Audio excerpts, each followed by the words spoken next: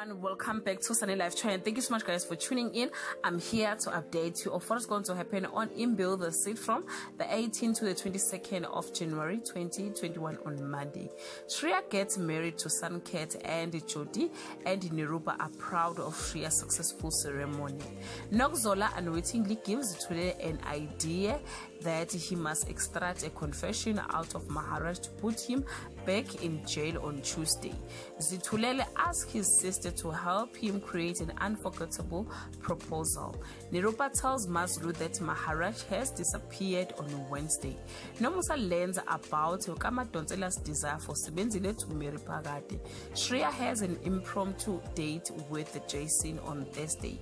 Jodi invites a suitor to dinner as a surprise for Shreya.